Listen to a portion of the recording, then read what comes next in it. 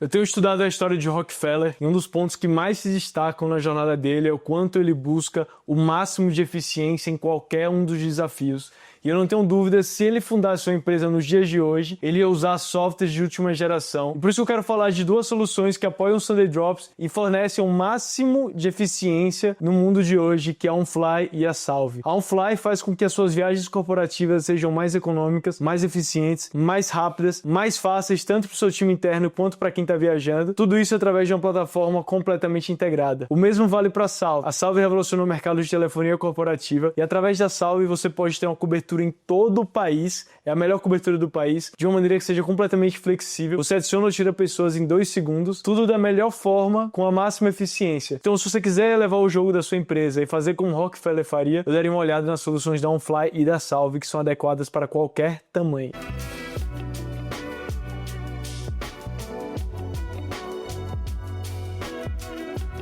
Fala, empreendedor! Hoje é o dia de cobrir uma das empresas mais interessantes do mundo. Hoje, no Sunday Drops, vamos falar sobre a história da Figma e as lições para empreendedores, sejam do mundo digital, seja da economia real, para investidores e para qualquer pessoa que sonhe em empreender e criar algo que seja muito durável. Por que eu escolhi a Figma? Primeira razão é, a Figma é amada pelos seus clientes. Imagina uma empresa que 85% da sua base, que são designers, preferem ela do que qualquer outra solução. É isso que a Figma conseguiu em pouquíssimo tempo. O segundo ponto é, a Figma saiu de 0 para 800 milhões de dólares de receita em 7 anos. É uma história extremamente ascendente de uma empresa que dominou uma categoria de forma muito rápida. Terceiro, a empresa demorou 3 anos para lançar a primeira versão do produto. Isso vai contra qualquer playbook do Vale do Silício. O que mais me ressoa na história da Figma e que conecta aqui dentro é a busca pela qualidade em detrimento de velocidade ou de quantidade. A Figma sempre buscou fazer um produto que fosse incrível para essa sua comunidade e essa é a parte mais importante da história.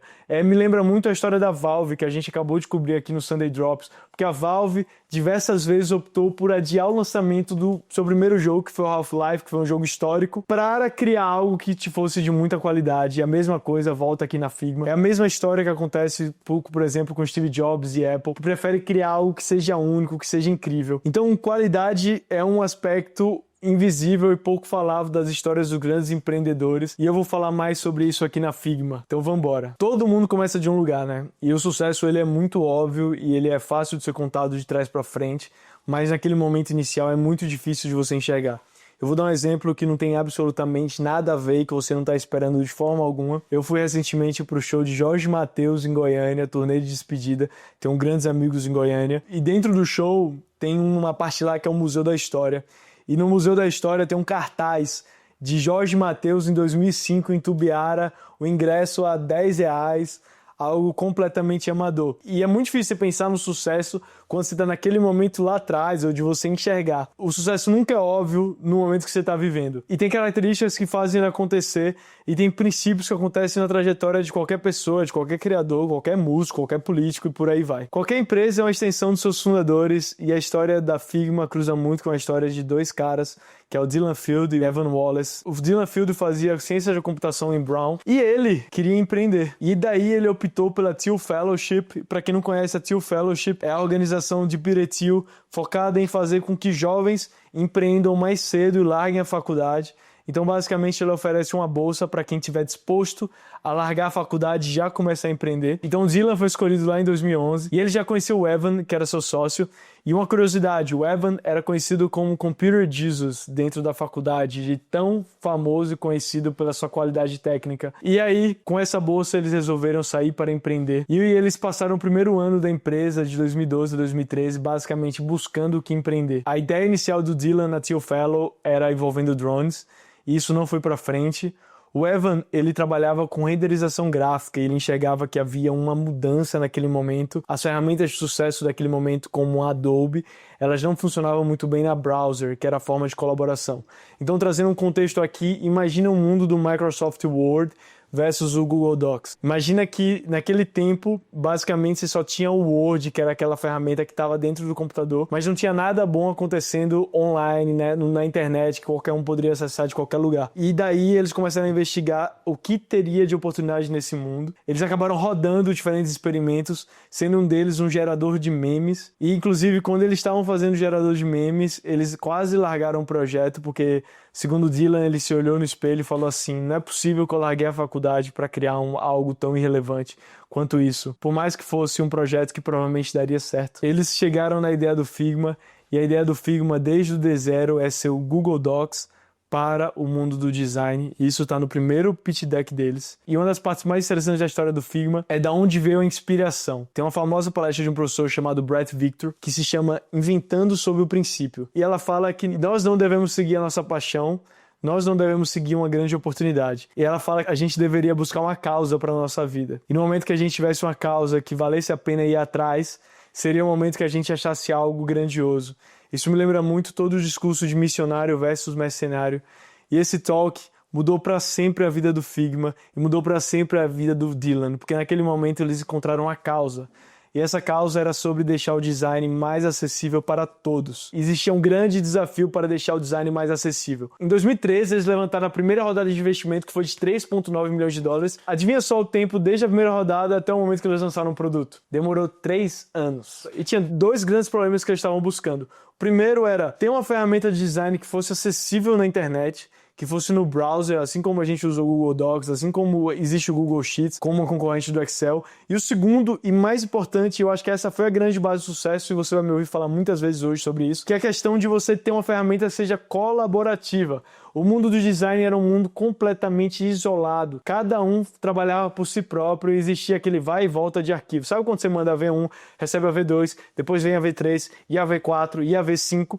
Bom, o mundo do design funcionava daquela maneira, era zero colaborativo, zero prático. Então eram esses 2 grandes pontos que eles estavam buscando atacar. Só que tinha um grande ponto e por isso que eles demoraram 3 anos. Era muito, muito difícil. Você precisava fazer com que gráficos vetoriais funcionassem na internet com edição simultânea, com um público que exigia uma altíssima performance e não queria ver atraso, não queria ver tempo, porque designer é um público muito exigente. E se por acaso a aplicação demorasse, eles não iam querer usar. Por isso que era algo extremamente difícil tecnicamente, e ainda é hoje. Só que aí tem o grande ponto de você ter um co-founder que é chamado de Computer Jesus. Era alguém muito rebuscado tecnicamente. E o Ivan até escreveu no post de lançamento do Private Beta, ainda não era o lançamento público, da Figma, no dia 3 de dezembro de 2015, o seguinte: ele fala que demorou tanto pois não havia nada mais importante que performance e qualidade para esse público. Se fosse lento, ninguém usaria. Então por isso que eles acabaram optando por demorar, e essa demora valeu a pena porque foi um produto que os designers gostaram muito. Logo antes do beta, mesmo sem receita ou produto público, a empresa levantou uma nova rodada de 14,3 milhões de dólares, liderada pela Greylock. E aqui existe uma grande amostra de que o produto devia estar funcionando, e não tem nada melhor do que criar um produto no qual você é o cliente. No caso, a Figma era o cliente do próprio produto dela. Então ela podia ir entendendo e vendo os avanços e atuando em cima disso. Bom, imagine que você vende um produto de gloss e você não usa gloss. Ou você vende hambúrguer e você é extremamente fitness. Existe um descasamento entre quem você é e qual o seu produto. E isso, por vezes, faz com que você não enxergue coisas diferentes do momento que você é seu próprio cliente. E com certeza a Figma era o próprio cliente, os investidores entendiam o design, as empresas de portfólios eram também seus próprios clientes, então eles conseguiam ter uma unidade, um entendimento muito mais profundo sobre como fazer aquele produto funcionar. E aqui se encerra o capítulo 1, que era vencendo o primeiro desafio técnico para lançar o produto. E aí vem a segunda parte da história, que foi o lançamento público, que aconteceu em outubro de 2016. E esse lançamento público, o produto ainda era gratuito. E a primeira reação do público, adivinha qual foi? Todo mundo super feliz, animado? Não. O Figma foi muito zombado. O Dylan conta que teve reações como: se esse é o futuro do design, eu vou ter que mudar de profissão. Porque existe uma mudança de comportamento aqui nesse momento. Os designers eram individualistas. E naquele momento, com a plataforma da Figma, eles tinham que ser colaborativos. E essa é uma grande mudança. Então a mesma comunidade que zombou foi a mesma que fez a Figma crescer, porque um dos seus clientes, que era um dos heavy users, resolveu fazer uma Jamming Party. O que era isso? Ele basicamente lançou um link e falou assim, galera, vamos fazer todo mundo aqui um design junto. E acabou entrando mais de 1.000 pessoas no link e as pessoas entenderam um pouco mais qual era a missão, qual era a visão da Figma. E foi algo super divertido. E logo depois disso, as principais empresas de tech acabou adotando o Figma. Então teve empresas como a Coda, como o Notion. E aqui tem outro ponto relevante, né? A Figma estava diante de um zeitgeist. Design se tornou cada vez mais importante. Aqui eu sinto que tem grande parte do legado de Steve Jobs, do legado da Apple, de como o design faz parte da experiência de produto. Existe uma visão muito errada de que design é como algo parece, mas design é muito sobre como algo funciona. E no mundo digital, o design se torna ainda mais importante. Por quê? Porque a gente passa o dia inteiro usando produtos digitais. Então a gente passa o tempo todo diante de design, diante dessa interação. E cada vez mais isso vai se tornar mais e mais importante, por isso que eu sou muito confiante na Figma. Por quê? Porque à medida que as capacidades técnicas se tornam mais comoditizadas, à medida que a gente tem mais software, design se torna mais importante como uma peça de diferenciação, que foi algo que Steve Jobs entendeu lá atrás. Basicamente, a gente tinha um baita produto, a gente tinha uma grande tendência e a adoção explodiu. Foi um hit no B2B. Eu escutei um podcast do Patrick O'Shaughnessy com o Dylan, que é o CEO do Figma, e ele fala sobre isso, assim, foi algo tipo a adoção do Instagram naquele tempo, só que no B2B foi algo que cresceu muito rápido e que se explica a velocidade. E basicamente a gente sente que clientes eles pagam uma solução por 3 razões, né? Ou é para economizar o dinheiro, ou é para gerar vendas, ou é para economizar tempo. Mas tem outra categoria não falada. Os clientes pagam para viver algo mágico. E o Figma, de certa forma, era algo mágico, porque essa experiência de colaboração não era algo tão vivido antes. Então você está tentando fazer algo diferente que deu certo. E cada vez mais eu sinto que esse é o segredo do mundo dos negócios, assim. Fazer algo diferente e você estar certo que esse algo diferente é algo que as pessoas querem e que vai ter demanda. E foi isso que o Figma fez e daí ele explodiu. Tem outra história muito boa que foi o momento que o Figma começou a monetizar, que foi mais de 2 anos depois de lançar o produto. E o produto da Figma estava sendo usado dentro da Microsoft. E aí um dia, um dos diretores da Microsoft foi falar com o Dylan. Eles iam parar de usar o Figma se continuasse gratuito. Algo gratuito não produzia muita credibilidade. Então a Microsoft tinha medo de estar criando uma cultura ou algo baseado no design em um projeto que fosse frágil. Então naquele momento eles começaram a cobrar. E o Dylan e o Ivan, eles comentam que assim, eles tinham zero o apelo comercial, eles eram pessoas de produto. E naquele momento eles começaram a mudar um pouco a caixinha de pensar, epa, tem uma oportunidade. Mas de certa forma eu acredito muito que a monetização vem à medida que você está gerando um serviço, um valor positivo para a sociedade. E a Figma nitidamente estava. E daí diante, a Figma foi se tornando cada vez mais o Google Docs do design.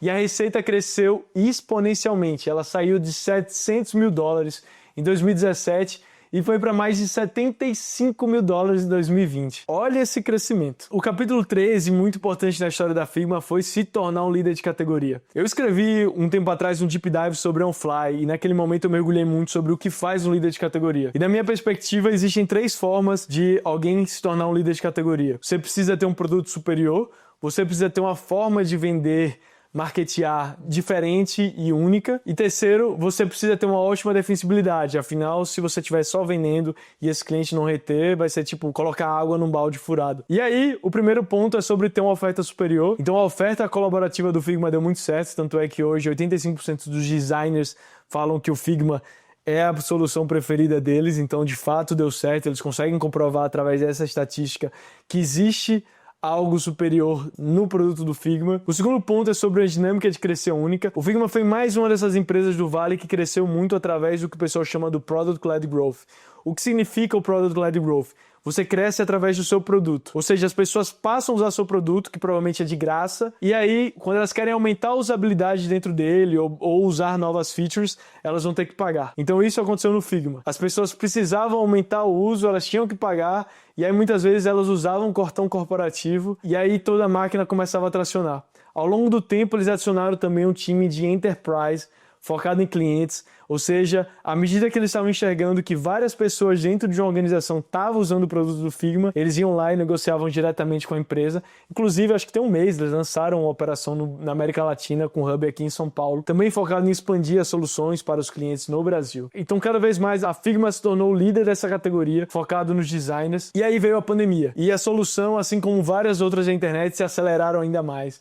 Então, a Figma chegou em mais e mais pessoas, em mais times. E nesse momento também tem algo interessante interessante. Ela se tornou a base do trabalho de algumas empresas, e esse é um conceito muito poderoso. E no momento que você está no meio da ação de uma empresa, e de você é o sistema onde isso acontece, isso se torna algo muito defensável, porque as pessoas começam a se acostumar trabalhando usando sua plataforma. Eu sinto que isso foi algo que o Notion fez bem.